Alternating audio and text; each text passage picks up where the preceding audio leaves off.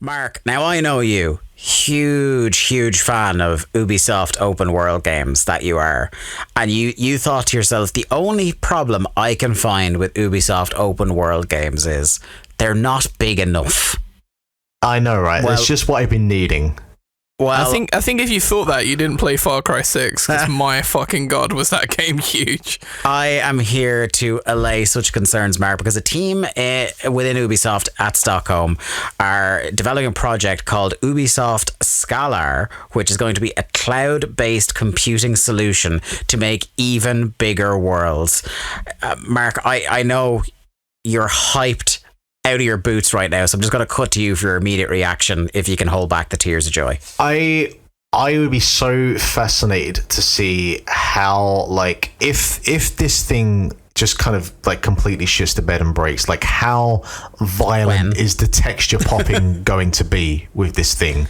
Not even just texture popping, just world popping, you know? Yeah. Because I know you was mentioning last week with Elden Ring is pretty fucking spectacular. But I feel like this could take it to a whole nother level. You know what? Far Cry 6 didn't have that issue at all.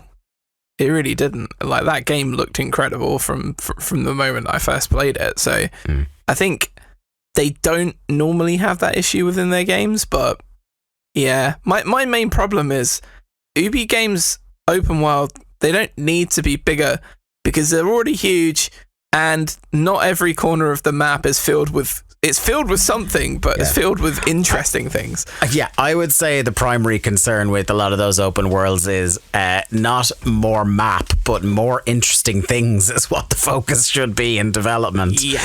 And not just like the same 6 tasks, just in a different area. But who am I to say? Rooster fighting. Yeah. I think the thing with this is certainly, like you mentioned there about just like not the size of the map, but what you have in there. And I do think that one of the like kind of more prominent things that you think about with like modern games and like things that they try to show off from a technical aspect is just like, okay, how many characters, how many like when we're trying to populate a world, how many people can we put in that world? And I'd have to imagine that something like that, if you've got, you know, non-interactive characters that are just there just to kind of fill out the world, like you could probably use this to really kind of bring that to life. And actually, something I was thinking, there was an article like last week, I want to say, about GT7 and how, as beautiful as that game is, all of the crowds and the audiences are all like built out of like PS2 models. Like, they're fucking hideous to look at.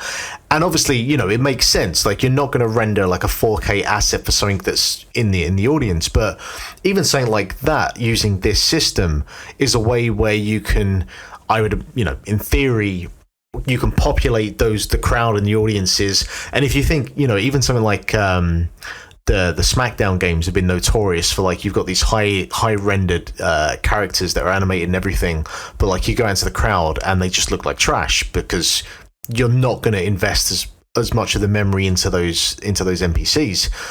Something like this could be used for that sort of thing in theory. So I think there's absolutely a space for this kind of thing, but I'm just, if Ubisoft use it for the purpose of just making their worlds that much fucking bigger, then it's a moot point. It's like a cow's opinion. It doesn't matter. Right. I think so we're gonna go from 100 collectibles to 150 collectibles in the next Ubisoft game. Ooh.